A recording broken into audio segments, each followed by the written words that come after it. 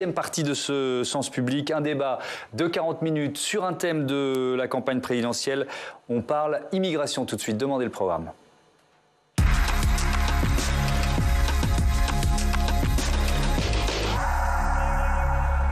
C'était évidemment le thème majeur des premières semaines de campagne, celui qui a propulsé Éric Zemmour dans le jeu politique. Que proposent les principaux candidats? Les détails avec Cécile Sixou tout de suite. Un mur aux frontières de l'Europe comme Trump l'a fait aux États-Unis, c'est ce que propose Éric Zemmour pour stopper les flux migratoires. Son objectif est d'atteindre l'immigration zéro. J'arrête l'immigration. C'est la mère de toutes les batailles. C'est pour ça que nous avons une délinquance aussi explosive. C'est à cause de l'immigration. Donc je supprime le regroupement familial. Le droit d'asile ne sera plus qu'une poignée de gens. Je supprime le droit du sol, c'est-à-dire qu'on ne sera plus français parce qu'on est né en France. Marine Le Pen souhaite, elle, consulter les Français par référendum.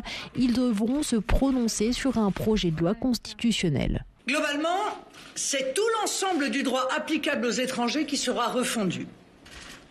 Le dispositif comprendra 3 objectifs centraux: la maîtrise des flux migratoires, la protection de la nationalité et de la citoyenneté française, la suprématie de la Constitution et du droit français.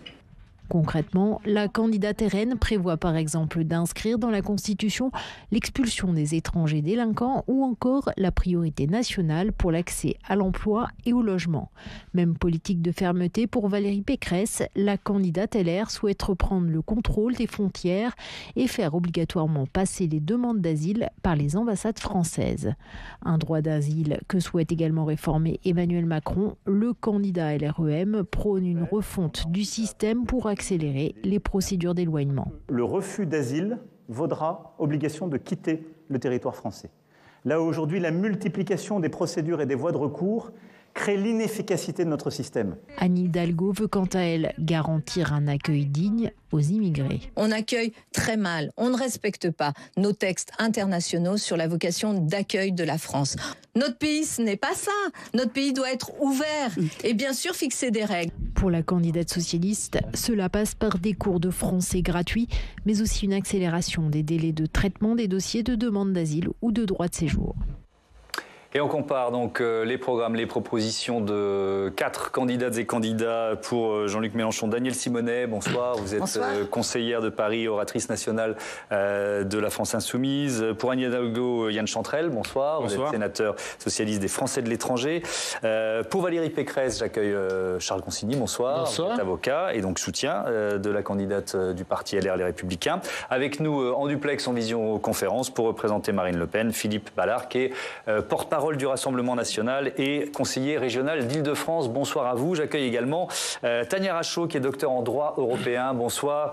Assesseur à la Cour nationale du droit d'asile. Vous êtes membre du collectif de juristes Les Surligneurs qui nous accompagnent dans cette campagne présidentielle. Et d'ailleurs, vous publiez avec Les Surligneurs demain aux éditions Henrik Politique, immigration et réfugiés. Mathieu Croissando, évidemment, est resté à mes côtés. Je vous propose pour commencer ce sondage Ipsos Soprasteria qui a été publié jeudi. Les Français très partagés finalement sur la place de l'immigration dans la campagne. 33% estiment qu'on n'en parle pas assez. 37% on en parle suffisamment. 30% estiment qu'on en parle trop. Je trouve que ça recoupe finalement un petit peu les familles, les grandes familles de cette campagne présidentielle. Yan Chantrel, est-ce que vous pensez, comme votre candidate Anne Hidalgo, et on va la citer, que ce sujet a été monté comme une mayonnaise, une crème fouettée ces 6 derniers mois et que le débat sur l'immigration est pathétique? Ça, c'est le moins qu'on puisse dire, parce qu'en fait, on n'a fait que parler de ça au début de la campagne, dit-on, alors qu'on le voit bien que ça n'est pas le sujet de préoccupation de nos compatriotes. C'était matin, midi et soir, sur toutes les antennes, en permanence.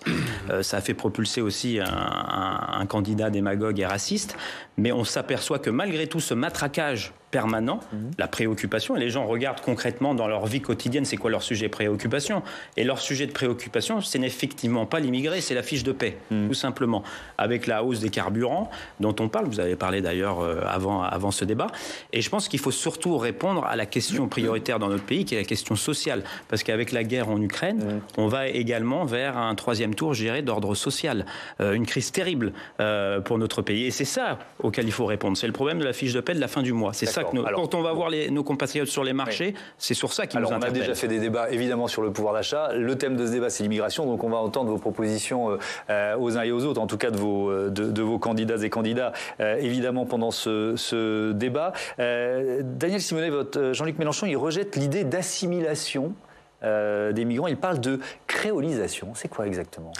La créolisation, écoutez, d'abord il faut avoir conscience que les migrations, depuis toute l'histoire de notre humanité, sont un fait, et toute l'histoire de l'humanité est faite de migration.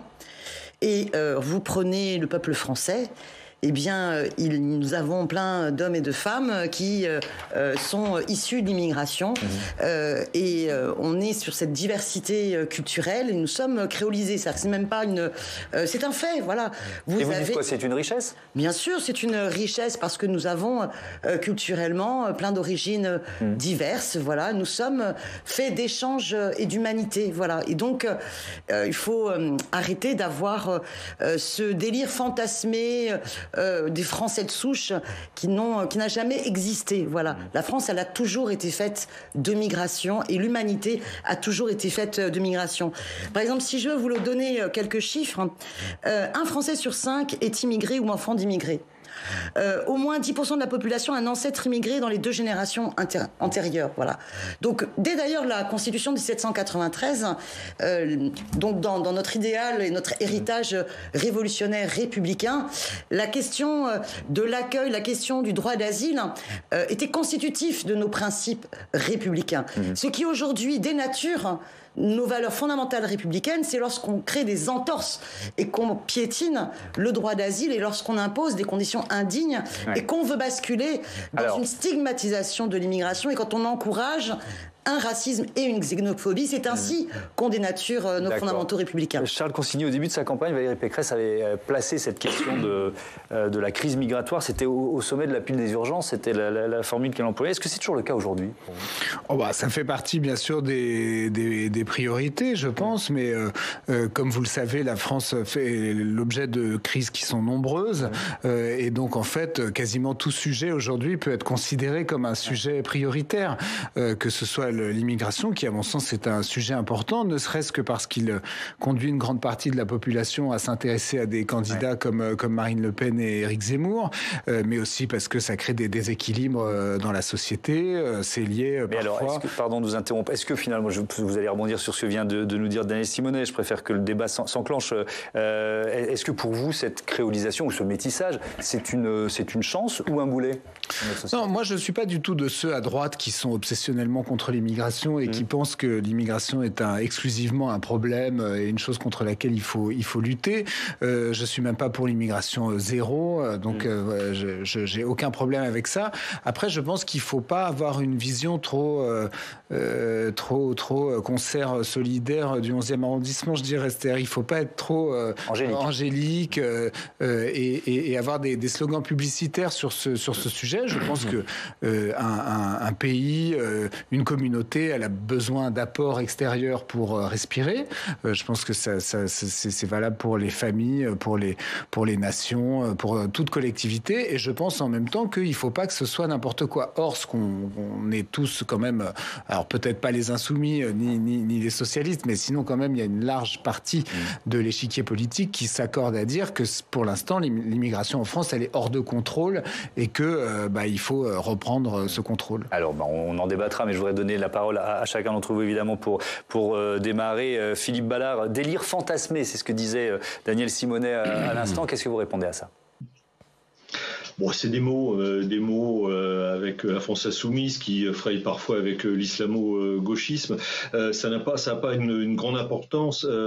Avec Marine Le Pen, en fait, les Français vont retrouver la maîtrise de leur flux migratoire, tout simplement en modifiant la Constitution et en le faisant par voie référendaire, parce qu'il ne faut pas avoir peur de donner la parole au peuple. Autrement dit, le droit français sera supérieur au droit européen. On ne sort pas de la Convention européenne des droits de l'homme, on ne sort pas de la Cour de justice de l'Union européenne, on l'empêche tout simplement de rentrer chez nous. Voilà, on reprend la maîtrise de ce flux migratoire. On instaure également la priorité nationale, que ce soit pour l'emploi, que ce soit pour le logement. Je pourrais vous donner quelques mesures extrêmement concrètes, mais la philosophie de tout cela, c'est de retrouver notre maîtrise du flux migratoire et d'économiser. Ça a été chiffré et ça n'a pas été démenti.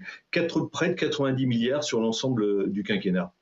Je vais citer, ça rejoint ce que vient de dire Philippe Ballard sur l'islamo-gauchisme. C'est Marine Le Pen qui disait Jean-Luc Mélenchon, c'est ce matin. D'ailleurs, on l'a entendu dans notre premier débat, donc voilà, je la cite, on ne va pas la réécouter. C'est soutien à des théories racialistes, Jean-Luc Mélenchon, soutien à des groupements islamistes. C'est une politique de déconstruction de notre pays. Alors écoutez, que des personnes qui finalement encouragent le racisme ne veulent pas reconnaître qu'il y a un racisme en France, ça paraît relativement assez cohérent. Hein. Mais ce terme d'islamo-gauchiste, aucun scientifique n'a été capable, aucun universitaire n'a été capable de dire qu'est-ce que ça recouvrait, à part finalement un usage dans les mouvances d'extrême droite qui repose sur quoi? Sur rien. Nous sommes pour l'égalité des droits. Notre devise républicaine, c'est de dire même sol, même droit. Donc ce délire raciste qui veut faire croire que nous avons un problème avec les hommes et les femmes qui seraient d'origine différente, il faut absolument lutter contre parce que c'est totalement anti-républicain. Donc oui, nous défendons, nous, dans notre universalisme, qu'il y a une lutte acharnée à mener contre les discriminations.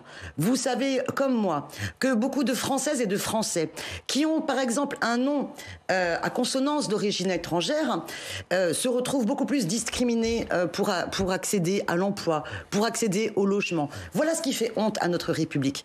Maintenant, sur la question de la réalité de l'immigration en France. Il faut savoir que s'il y a une augmentation des flux migratoires, généralement, vous avez 3 causes à cela.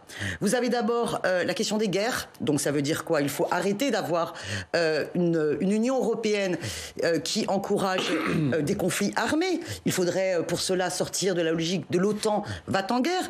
Vous avez la question des politiques. Donc ça veut dire que la cause principale du conflit qu'on est en train de vivre en Ukraine, c'est l'Union européenne et l'OTAN. Alors, la question du conflit en Ukraine, bien évidemment, quand l'Ukraine, c'est la condamnation de Poutine, et Poutine a une responsabilité directe, immédiate, dans le conflit sur l'Ukraine. Mais non, mais attends, qu'est-ce que vous êtes en train de dire?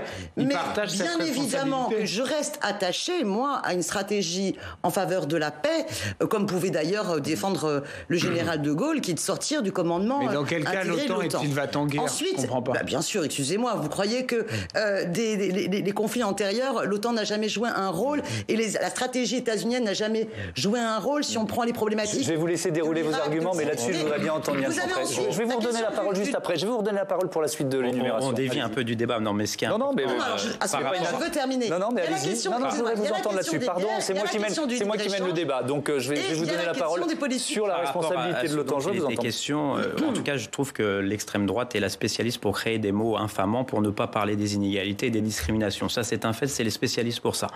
Et je vois dans ce débat souvent des gens parler qui ne connaissent pas le concept d'immigration, ne l'ayant pas vécu eux-mêmes. Moi, je l'ai vécu comme de nombreux Français qui, eux, immigrent ailleurs. Moi, j'ai immigré au Canada et je sais ce que c'est que d'émigrer dans un pays, d'être loin de sa famille, d'intégrer un processus d'intégration à part entière. Et je peux vous dire que l'assimilation, les gens qui le défendent, c'est les premiers qui ne le feraient pas hors de France parce qu'ils sont fiers de leur culture. Et je pense qu'on peut être fier de sa culture tout en s'intégrant dans son pays d'accueil. Au contraire, on est plus fort, on est meilleur quand on est solide sur ses bases, sur ses racines en quelque sorte, et ça ne nous empêche pas de nous intégrer. Et si je parle de ça, c'est parce que j'ai regardé justement le programme de votre candidate Valérie Pécresse, qui essaye de s'inspirer de ce qui est fait justement au Canada où il y a des quotas par métier. Sauf que vous n'en prenez qu'un petit bout de la lorgnette. Ce que vous ne dites pas, c'est que le Canada accueille 2 fois plus d'immigrés qu'en France. 2 fois plus. Est-ce que c'est ce que vous proposez? Je ne crois pas. Donc quand on regarde des politiques dans d'autres pays, il faut les regarder dans leur entièreté. Autre chose très importante, au Canada, et c'est ce qu'il faudrait faire en France, à partir du moment où une personne, un immigré vient sur votre sol, ça a été mon cas, il y a un parcours clair vers la citoyenneté. Ce qui n'est pas le cas en France, c'est un chemin d'embûche. À partir du moment où on accueille un immigré.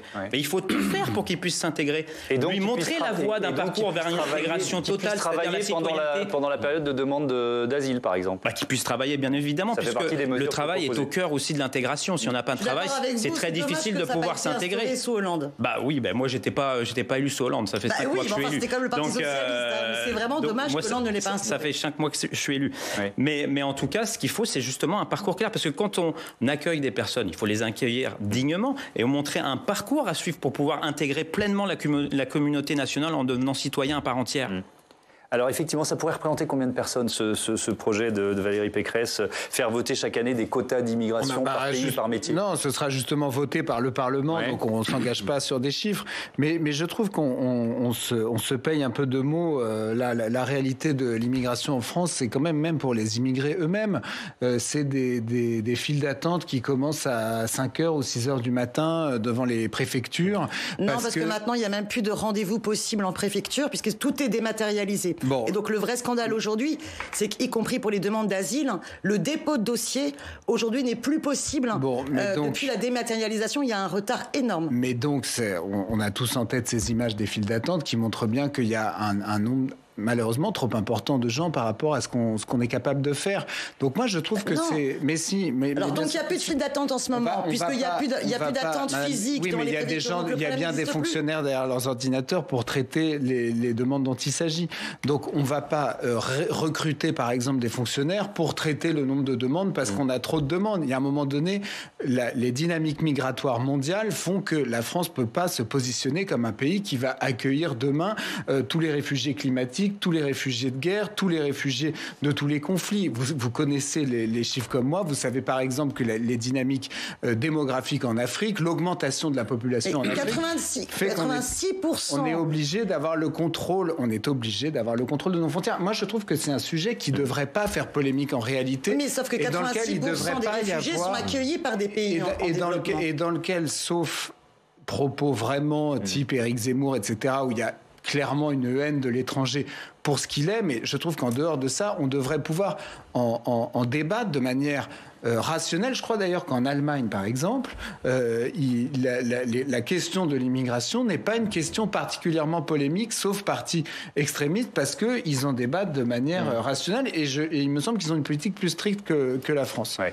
Alors on n'a pas encore entendu Tania Rachaud, je voudrais votre regard de juriste sur ce qui est possible ou non. Vous avez entendu tout à l'heure Philippe Ballard nous parler de cette option d'un référendum pour appliquer finalement les réformes principales proposées par Marine Le Pen en cas d'élection. Alors c'est possible juridiquement? Comment vous l'analysez ça? Oui, alors il y a eu plein de choses qui ont été dites qui sont très intéressantes et qui démontrent aussi d'abord que sous le terme immigration, il y a plein de réalités. Il y a plein de réalités qui vont ensuite se concrétiser très différemment. C'est-à-dire qu'il y a l'immigration, il y a l'asile. L'asile nécessite d'être discuté avec l'Union européenne. Dans les questions d'immigration, il y a des aspects qui sont tout à fait possibles au Parlement français en autonomie, par exemple sur la question de l'acquisition de la nationalité ou de l'immigration économique. Mais ensuite, il y a un cadre constitutionnel français, donc qui est vraiment même en dehors de l'Union européenne, qui vient limiter certaines options et notamment quelque chose qui revient dans de nombreuses propositions sur l'immigration familiale, mais aussi des options générales d'accès aux aides sociales, par exemple. Parce qu'en fait, ce qu'il faut comprendre, c'est que le Conseil constitutionnel, depuis longtemps, que au nom du principe d'égalité, en fait, eh bien, tout simplement, un étranger a les mêmes droits qu'une personne française s'il n'y a pas de raison objective de les différencier. Et donc, prenons l'exemple de la vie familiale. Un étranger a objectivement le droit de mener une vie familiale comme un Français parce qu'il n'y a pas de raison de le traiter différemment sur ce terrain. En rappelant que le regroupement familial, par exemple, est conditionné à une perspective de maintien à très long terme sur le territoire. Et donc, c'est pareil pour les aides sociales. Tout ça pour dire que la réforme de la Constitution qui est proposée dans certains des programmes, elle est intéressante parce qu'en fait, elle vise à s'attaquer à ces obstacles de la Constitution, mais des obstacles qui paraissent insurmontables en réalité, parce que le principe d'égalité, il n'est pas possible de le modifier. Quand bien même il y aurait inscrit un quota d'immigration familiale, ce qui est donc contraire à ce qu'a dit le Conseil constitutionnel, on voit mal comment ça pourrait fonctionner vis-à-vis des principes qui sont notamment issus de la Déclaration des droits de l'homme et du citoyen. Effectivement, Philippe Ballard, vous étiez à l'écoute des arguments de Tania Rachaud à l'instant. Est-ce que la réforme via ce référendum que vous proposez, est-ce qu'elle est tout simplement possible? Tania Rachaud nous dit ça va vraiment contre les principes même de notre Constitution française. Mais vous savez, le Danemark, par exemple, a une politique migratoire extrêmement restrictive et ils ne sont pas assez allés aussi loin que ce que nous proposons. En Allemagne, il y a la Cour suprême de Karlsruhe qui, parfois, met l'Allemagne en dehors des clous européens. Je vois que vous acquiescez, vous êtes d'accord avec nous. Nous, on va donc réformer notre Constitution pour que le droit français prime sur le droit européen. On retrouve tout simplement notre souveraineté, comme on la retrouvera dans un certain nombre de domaines alimentaires, sanitaires, etc. etc. Voilà, mais je voudrais revenir sur ce que j'écoutais, parce que j'écoutais la représentante de M. Mélenchon, le représentant de Madame Hidalgo. En fait, ils ont un point commun avec le chef de l'État. Ils sont pour le multiculturalisme. En fait, ce sont des nomades. Nous, on est pour notre identité. On veut la préserver, on veut la conserver, on veut garder notre culture. Et puis Valérie Pécresse, faut pas oublier qu'elle a fait partie pendant 5 ans d'un gouvernement, celui de Monsieur Sarkozy, qui a fait rentrer sur le territoire national 1 million d'étrangers. Et puis je voudrais rajouter un point quand même. Il n'y a pas de représentant de la République en marche, mais on a écouté attentivement Emmanuel Macron la semaine dernière, qui regrettait qu'en fait la France n'affiche pas de bons résultats en termes d'expulsion. Franchement, c'est le moins que l'on puisse dire. Il s'est mis devant son propre échec. Je vais vous citer un seul chiffre concernant, par exemple, les Algériens, puisque de l'aveu même des spécialistes, et ce pays, c'est parmi un des pays qui pose le plus de problèmes, on a un taux d'éloignement de 0,3%. J'ai bien dit 0,3%. 22 expulsions, ce sont les chiffres du ministère de l'Intérieur. Vous pouvez aisément les vérifier. J'ai été les trouver sur le site du ministère de l'Intérieur. Donc il y a tout à revoir. On parlait du droit d'asile qui est complètement dévoyé. C'est une filière d'immigration, le droit d'asile. Il y en a, pour tous ceux qui déposent une demande d'asile, 1/3 sont acceptés. C'est sans doute tout à l'honneur de la France. Mais on le fera, nous, dans les ambassades, les consulats, et les 2/3 qui sont déboutés restent sur le territoire national. Et comme la France est extrêmement généreuse, ces gens-là, au bout d'un certain nombre d'années, vont pouvoir faire venir leur famille, vont pouvoir même élargir au-delà de la famille au sens large, avec les frères, les sœurs, etc., etc. C'est plus possible. Et je terminerai en vous disant, parce que c'est bien beau, mais tout ça, ça débouche sur le communautarisme. Aller à Trappes, aller à Roubaix, aller dans un certain nombre de villes qui ne sont quasiment plus françaises. Donc, on va réagir, on va réformer la Constitution et on va remettre un peu d'ordre en France. Allez, chacun va pouvoir répondre. Charles Consigny, pour commencer, peut-être sur le droit d'asile. Non, mais filière d'immigration dévoyée. Non, mais ça c'est vrai. Ça, tout le monde sait que c'est maintenant une manière de s'installer et de rester sur le territoire français. Il y a quand même une réalité qui est factuelle, c'est que les obligations de quitter le territoire, les OQTF, je crois que vous en avez, j'ai plus le chiffre exact en tête, mais je sais que c'est plus de 90% des OQTF qui ne sont pas exécutés. Donc, on ne peut pas se satisfaire d'une situation où des actes de l'État français, en fait, sont purement, je ne sais pas comment dire, théoriques, lettres mortes, sont suivies d'aucune exécution. Je sais bien que tout le monde hurle quand on fait un lien entre délinquance, criminalité et immigration, mais moi, je suis avocat pénaliste, et je peux dire sans polémique que c'est un lien qui m'arrive assez souvent, oui, de constater dans les tribunaux correctionnels. Désolé, mais c'est une réalité. Et notamment, notamment, vous avez des gens qui font l'objet d'une, deux, trois. Il n'y a pas le gène de la délinquance. Ça n'existe pas. Qu'est-ce que je dis? Tout le monde hurle, dit ça. Non, mais c'est pas tout le monde. C'est normal, c'est des mensonges. Mais venez dans un tribunal.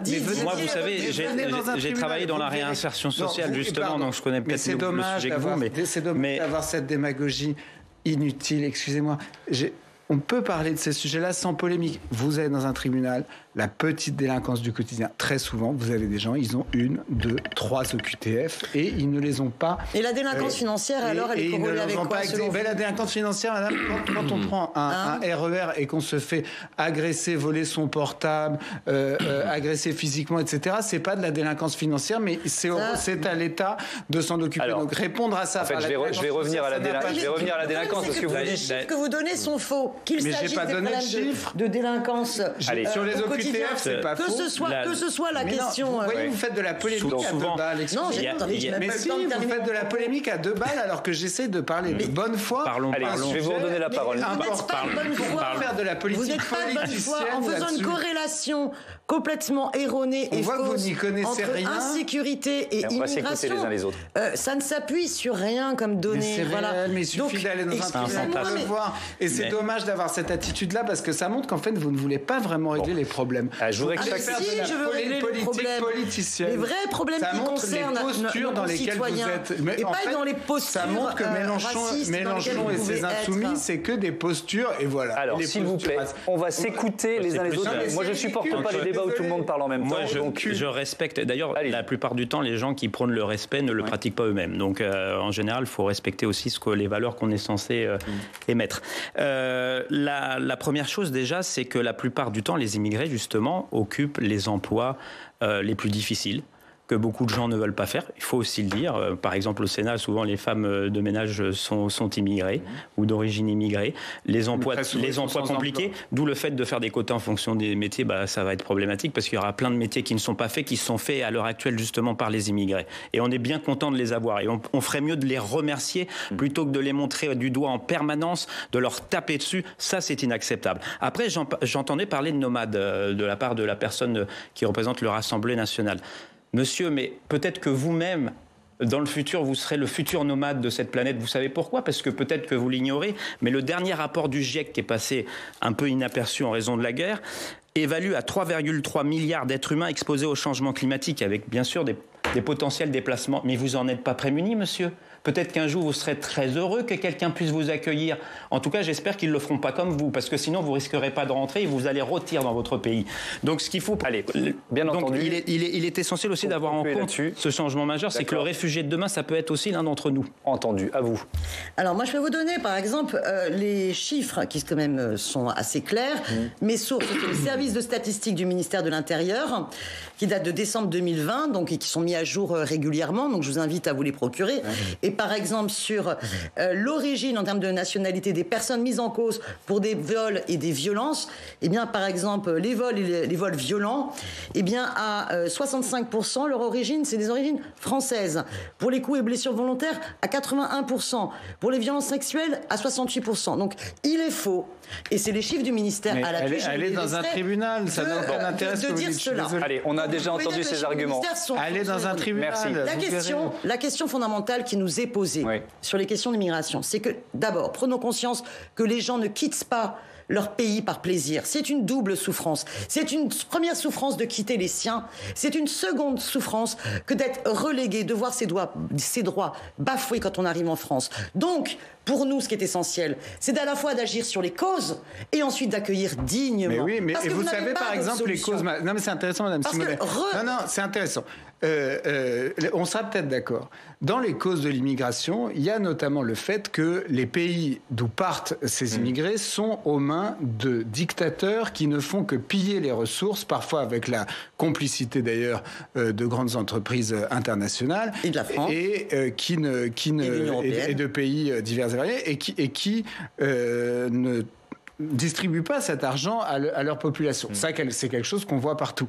Mais vous défendez... Moi, je déteste la réelle politique, soi-disant, qui en fait est une lâcheté et qui consiste à dire que comme on vend des armes et ceci, cela, et qu'on a des intérêts, on laisse tout faire et donc on maintient au pouvoir des dictateurs qui n'ont rien à envier ni à Poutine ni à d'autres.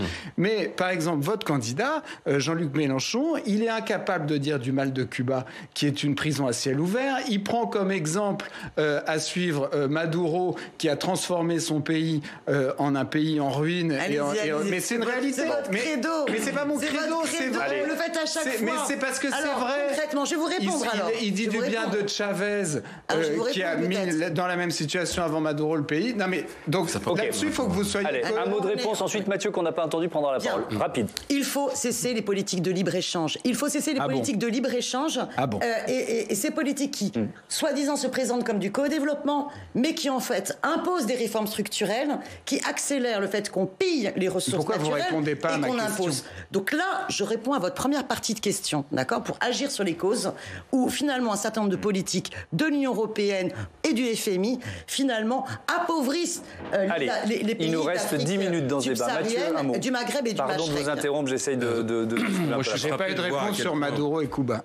Mathieu. Pour l'immigration en France, les Cubains et les Vénézuéliens sont quand même pas très nombreux. C'est une question de cohérence. Mais moi, je suis frappé parce que c'est un débat piégé, l'immigration, depuis 40 ans, parce qu'il est instrumentalisé par la droite et l'extrême droite et parce qu'il est impensé par la gauche. Il est instrumentalisé par la droite et l'extrême droite. En gros, quand vous faites campagne contre le crime et contre l'étranger, c'est quand même le degré zéro de la politique à droite. Tout le monde le fait depuis 30 ou 40 ans, y compris quand ils sont au pouvoir. Il faut se souvenir de Nicolas Sarkozy dénonçant la vague submersive qui allait venir alors qu'il était aux manches depuis 5 ans. Donc c'est une espèce de...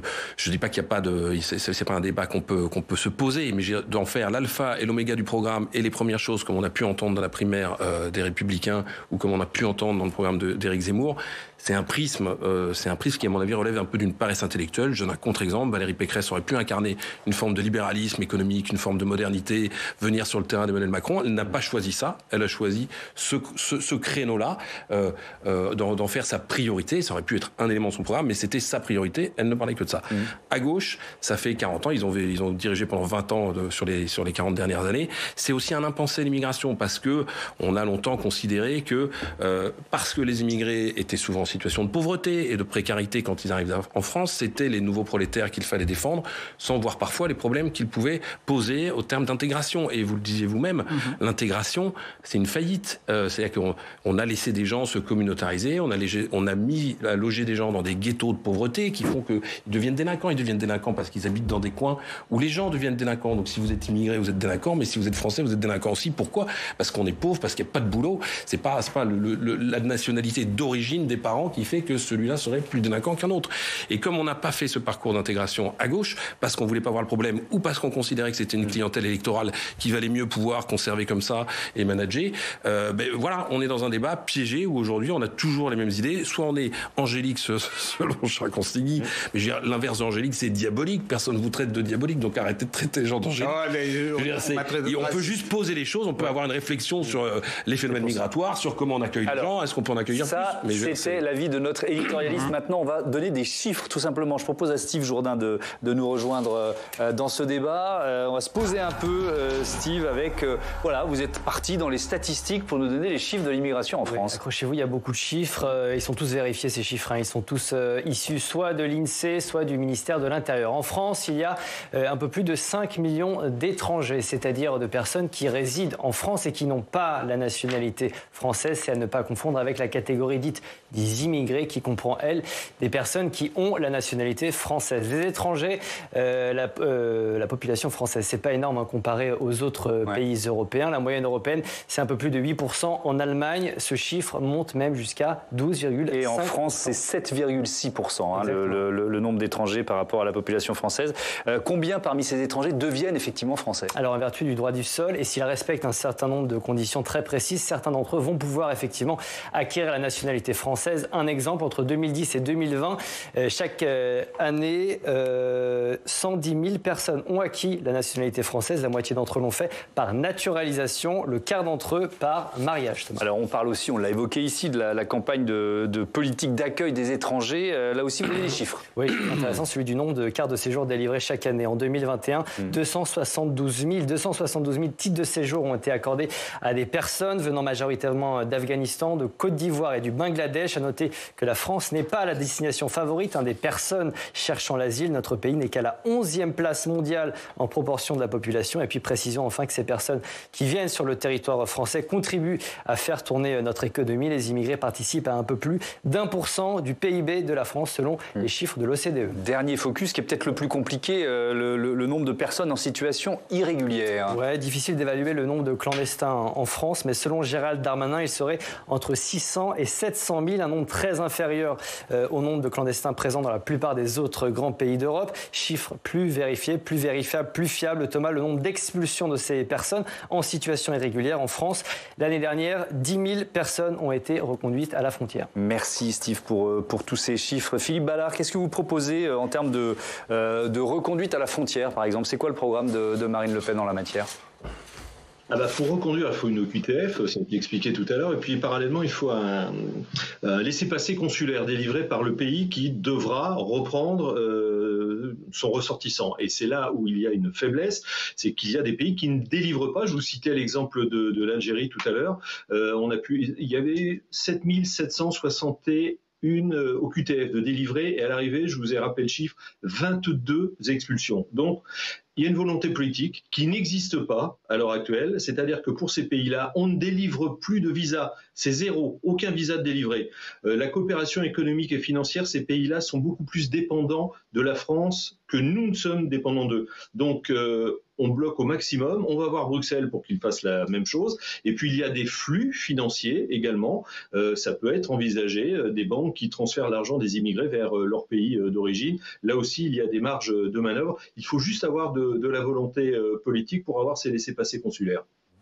Tania Rachaud, je vous redonne la parole une dernière fois. Le débat a filé vraiment à toute vitesse sur une proposition, et puis Charles Consigny pourra y revenir après, signé Valérie Pécresse, externaliser les demandes d'asile. Juridiquement, comment vous l'analysez, ça ? Alors c'est intéressant parce que justement je voulais revenir sur la question des demandes d'asile qui est peut-être la plus compliquée à gérer politiquement parce qu'en fait elle sera forcément toujours subie. Il est quasiment impossible d'avoir une maîtrise des personnes qui sont en fuite, en exil, hors de leur pays comme on le voit actuellement pour les Ukrainiens.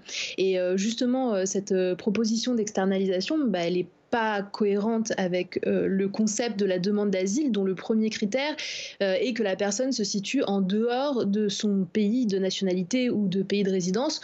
Donc voilà, on n'imagine pas les Ukrainiens faire la queue dans un consulat en France, en Ukraine, dans un consulat français en Ukraine, pardon, pour demander l'asile en amont. Ça n'est pas cohérent puisque voilà, il faut avoir fui son pays, être dans une situation d'exil. La demande d'asile nécessite qu'il y ait une situation d'exil pour qu'un pays soit dans l'obligation finalement de protéger une personne qui est dans cette situation forcée d'exil. Donc c'est frustrant pour, j'imagine, pour les personnalités politiques de ne pas pouvoir vraiment offrir de solutions concrètes à l'égard de la demande d'asile. Ça dépend des situations extérieures et ce sera toujours difficile. Ce qui n'est pas forcément le cas de l'immigration, qui a été mentionné. L'immigration, c'est autre chose, puisque cette fois-ci, c'est anticipé. En théorie, l'immigration, elle est réfléchie avant le départ de la personne. Alors c'est bien entendu en théorie, puisqu'on sait aussi que une fois sur place, des personnes demandent des titres de séjour. Il faut aussi rappeler par rapport à ce qui a été dit, et ça c'est plutôt un sujet de démographe, et il faut écouter François Héran là-dessus, et bien que l'immigration en réalité ce sont des classes moyennes qui immigrent, le coût de l'immigration est très cher, et on le voit ensuite, ce sont des personnes qui sont vraiment issues de la classe moyenne qui peuvent se payer le voyage, qu'elles le fassent au titre d'une demande d'immigration par la suite, ou comme vous l'avez évoqué, en recherchant dans un premier temps l'asile, mais en cas de rejet d'asile ensuite en demandant un titre de séjour sur place, quoi. Et donc voilà, finalement pour tous ces chiffres, on a vu 7000 le chiffre des expulsions à l'égard des Algériens, il y a à peu près 200 000 titres de séjour délivrés, 160 000 demandes d'asile. Bon, ramener quand même à la population française, c'est pas grand-chose finalement. Consigny, vous allez conclure sur cette question de l'externalisation des demandes d'asile. On vient d'entendre une juriste qui nous dit que ça semble compliqué. Oui, mais si vous voulez, je suis d'accord avec ce qu'a dit Mathieu Croissando sur le fait que c'est un débat piégé, parce que vous avez toujours un juriste pour vous expliquer que rien n'est possible. Mais si vous raisonnez comme ça, en fait, vous ne pouvez rien faire politiquement. Si vous avez toujours un juriste qui, avec un air, moi je suis le premier, je suis le premier à le faire vis-à-vis des juges. Je vais toujours le visage enfariné vers les magistrats en leur expliquant qu'ils ne peuvent pas faire ceci, faire cela, etc. Et avec le même sourire, ils me disent oui, très bien maître, et ils font quand même ce qu'ils avaient prévu de faire. Donc je trouve qu'on peut pas se laisser comme ça, sans cesse bloqué par des obstacles juridiques qui sont parfois un peu instrumentalisés pour empêcher la reprise du contrôle de l'immigration. Donc s'agissant des demandes externalisées, oui, on sait que le droit d'asile est un droit qui aujourd'hui est complètement dévoyé. Donc je pense que c'est un droit qu'il faut refonder. Donc je pense que la proposition de Valérie Pécresse dans ce sens-là, elle est bonne. Ensuite, les gens, ils demandent pas toujours l'asile depuis. Ils passent parfois par plusieurs pays avant de demander l'asile. Donc on peut être dans un pays dans lequel on ne peut pas demander l'asile et arriver dans un autre où on peut le faire. Merci beaucoup. Je pense qu'on peut reprendre le contrôle de la politique d'immigration, contrairement à ce que disent les candidats. Tout le monde a eu la parole dans ce débat. Merci à tous d'y avoir participé. Si, de la même manière. Ça a été équilibré. La question de l'asile a été mélangée à la question de politique migratoire. Merci à tous. Vous avez eu la parole. Le débat est terminé. Merci d'y avoir participé. Merci Mathieu, Tania Rachaud. Politique, immigration et réfugiés, c'est le titre de ce livre collectif des surligneurs aux éditions Henry.